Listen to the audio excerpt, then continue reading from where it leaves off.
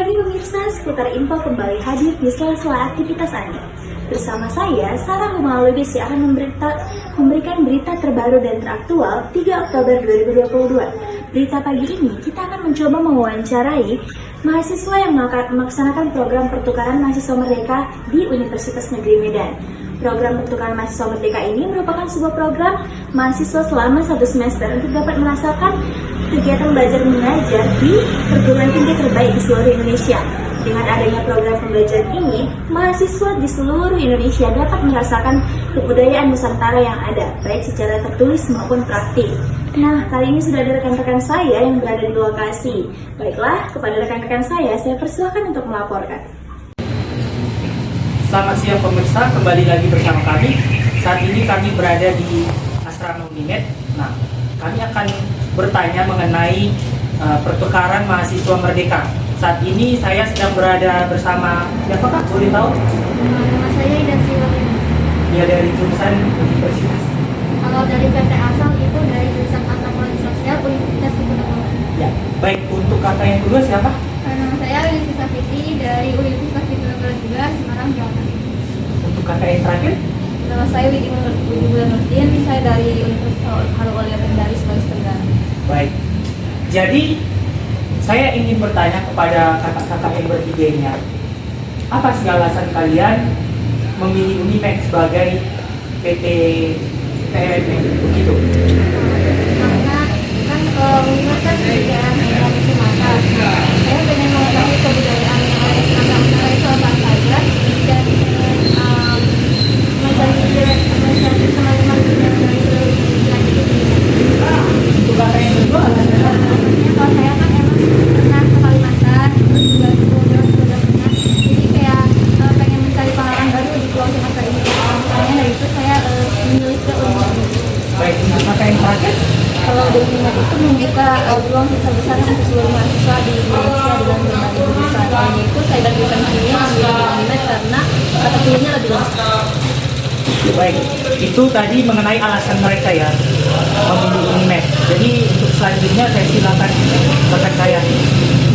Baik, saya sama saya lagi kepada anak-anak sekalian. Gimana sih proses belajar mengajar selama perkuliahan itu kan terlatih selama ini? Kalau saya, karena saya sudah terima ya dari sistemnya saya online dulu setelah UTS baru offline. Online ya. Kalau saya sendiri itu kan kita ada online sama offline. Nah untuk yang saat ini tuh kita online terlebih dahulu di prodi saya di PG PAUD, terus kemudian juga kalau di FDS itu pendidikan seni muka itu offline terlebih dahulu. Jadi saling gantian gitu offline atau online. Oke, kalau Sama saya seperti Bibi untuk di minggu ini online, terus kemudian nanti di minggu setelah UTS itu offline. Oh iya. Jadi kakak-kakak sekalian itu pertamanya harus online dulu ya, baru nanti ada pertukaran offline ya pembelajarannya. Nah selanjutnya ini kak, apakah ada perubahan yang kakak-kakak rasakan ini setelah berada di Unimed ini dan setelah kuliah di Unimed ini, ada perubahannya kak?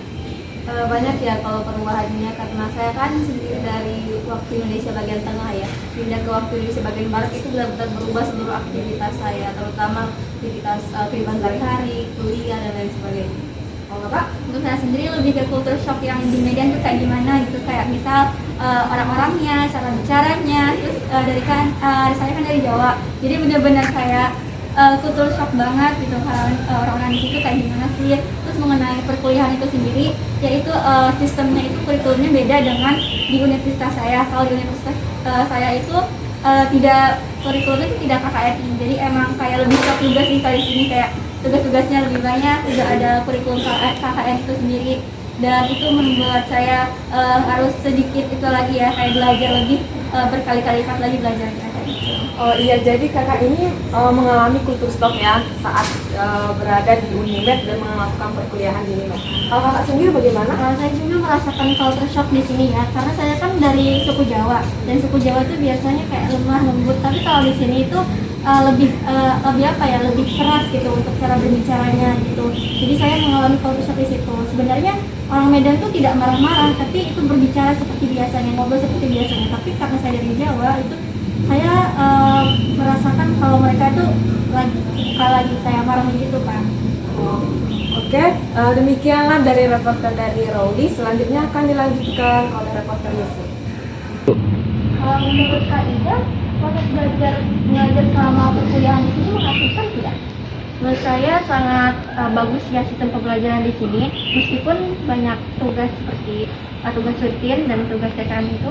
Tapi yang saya tertarik di sistem pelajaran di sini ada namanya tugas akhir dan mini riset gitu ya Kak.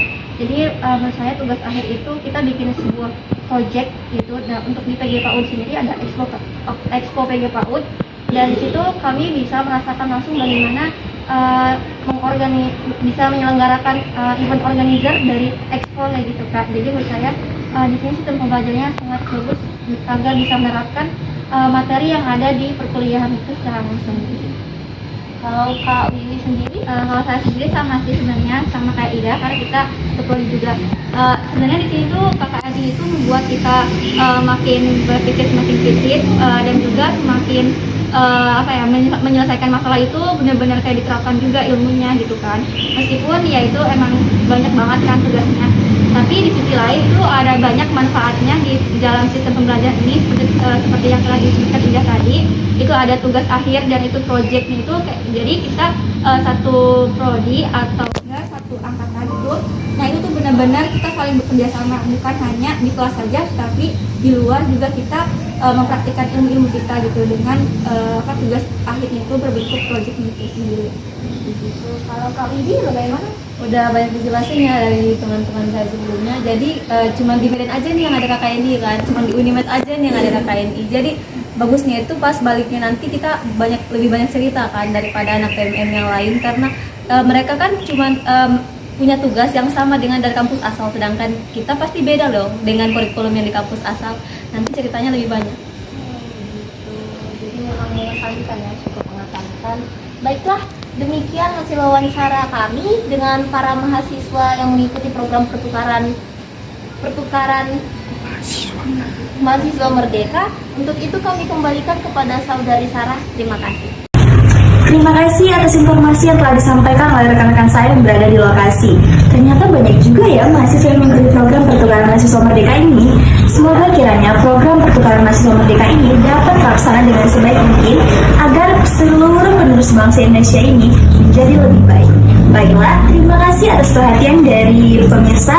Saya pamit undur diri. Selamat pagi.